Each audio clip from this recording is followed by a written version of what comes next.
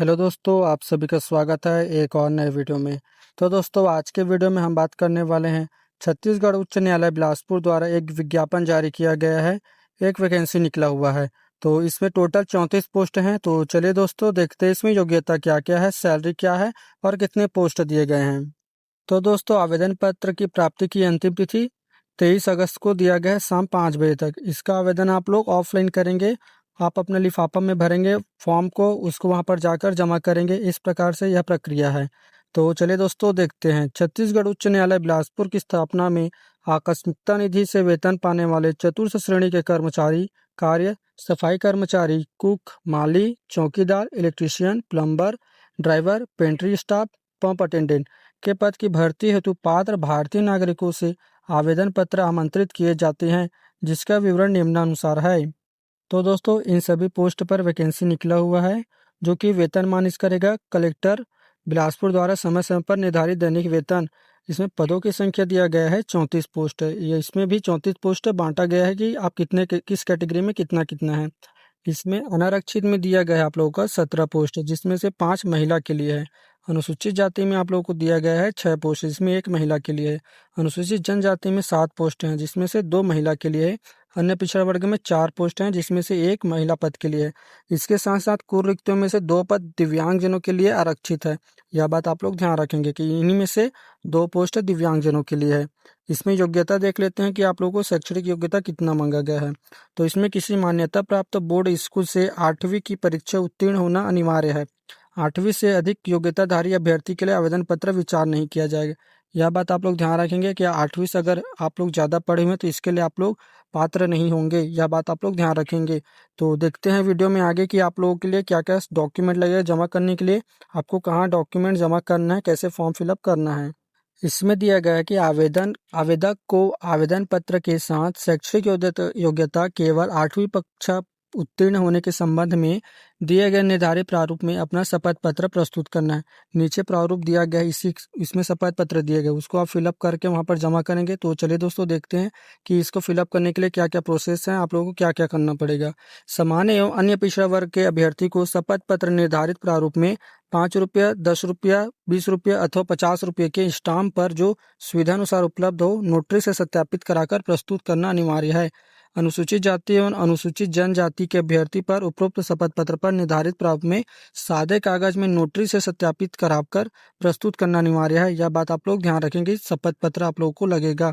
आवेदन पत्र के साथ शैक्षणिक योग्यता संबंधित निर्धारित शपथ पत्र प्रस्तुत नहीं करने पर आवेदन पत्र निरस्त कर दिया जाएगा एवं उस पर पत्राचार की स्वीकार नहीं किया जाएगा।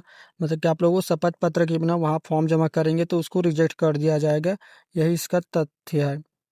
यहाँ पर उम्र दिया गया है कि आप लोगों को कितना कितना पात्रता रखते हैं। छत्तीसगढ़ राज्य के अनुसूचित जाति, अनुसूचित जनजाति, अन्य पिछड़ा वर्ग हेतु 5 वर्ष दिया गया है छूट। महिला अभ्यर्थियों के लिए 10 वर्ष। केवल ऐसी महिलाएं जो छत्तीसगढ़ की स्थानीय निवासी हैं। अगर आप छत्तीसगढ़ से बाहर गए हैं तो आप लोग को यह छूट नहीं दिया जाएगा। स्थायी अथवा अस्थायी शासकीय कर्मचारी हेतु उपरोक्त तो छूट के अतिरिक्त 5 वर्ष की छूट। अगर आप कहीं पर वर्क है, एक्सपीरियंस है, तो आप लोगों को 5 साल का एक्स्ट्रा वर्ष में छूट दिया जाएगा। यह बात आप लोग ध्यान रखेंगे। परंतु किसी भी परिस्थिति में अधिकतम आयु 45 वर्ष से अधिक न होना चाहिए। अगर आप 45 वर्ष पार कर चुके हैं तो आप लोग इसके लिए पात्र नहीं हैं। अगर इसके अंदर है तो आप लोग पात्र हैं। यह बात आप लोग ध्यान रखिए। आगे दिया गया है कि आप लोगों को यह फॉर्म कैसे जमा करना है। सबसे पहले आप यह फॉर्म का आप लोग प्रिंट निकाल लेंगे। इसका पीडीएफ हम अपने टेलीग्राम ग्रुप में डाल लेंगे। वहाँ पर इसको डाउनलोड कर लीजिएगा और टेलीग्राम ग्रुप को ज्वाइन कर लीजिएगा। तो इस फॉर्म को सबसे पहले आप प्रिंट निकलवाना है। प्रिंट निकलवा इसको फिलअप करना है, शपथ पत्र देना है। शपथ पत्र देने के बाद आप लोगों को लिफाफे के ऊपर स्पष्ट रूप से लिखना है कि आकस्मिकता निधि से वेतन पाने वाले चतुर्थ कर्मचारी, और उसके साथ अपना वर्ग लिखना है कि आप कौन से कैटेगरी से आते हैं। इसके बाद इसको भेजना है रजिस्ट्रार जनरल उच्च न्यायालय छत्तीसगढ़, बोदरी बिलासपुर। इस पिन रहेगा ये 495220, और ड्रॉप बॉक्स वहाँ पर रहेगा। आप हाई कोर्ट जाएंगे, हाई कोर्ट में एक ड्रॉप बॉक्स रहेगा, उस बॉक्स में आप लोग इस फॉर्म को डालना है। आप लोगों को इस फॉर्म को स्पीड पोस्ट नहीं करना है। अगर आप लोग स्पीड पोस्ट करते हैं आप लोगों के लिए रिजेक्ट हो जाएगा।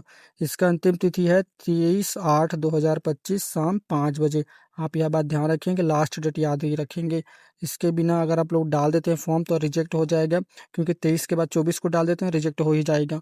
तो यह बात आप लोग ध्यान रखेंगे। आगे हम देखेंगे कि वहाँ के जो ड्रॉप बॉक्स रहेगा उसी में डालना है फॉर्म को। वहाँ पर आप जाकर एक बार पूछ सकते हैं कि यहीं पर डालना है कि नहीं, वहाँ पर बता देंगे कि इसी बॉक्स में डालना है। फिर आप लोगों का जो भी फॉर्म रहेगा उसको चेक किया जाएंगे, उसके बाद आप लोगों का एलिजिबल लिस्ट जारी किया जाएगा। आप लोगों को पता है कि इसके लिए आप लोगों को सफाई कर्मचारी, कुक, माली, चौकीदार, electrician, plumber, driver, pantry staff, attendant के लिए यह पोस्ट दिया गया है। इसका सिलेक्शन आप लोगों को अभ्यर्थियों के कौशल परीक्षा स्किल टेस्ट के प्राप्त अंक के आधार पर प्रावीण्य सूची मेरिट लिस्ट बनाई जाएगी। आप लोगों का सिलेक्शन स्किल टेस्ट के आधार पर किया जाएगा। इसके लिए रिटर्न टेस्ट मान्य नहीं रहेगा।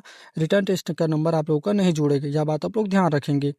आगे देखते हैं, किसी भी आवेदक को अन्य किसी भी रूप में कौशल परीक्षा हेतु सूचना, प्रवेश पत्र, बुलावा पत्र पृथक से नहीं भेजा जाएगा तथा इस संबंध में कोई पत्राचार ग्राह्य नहीं होगा।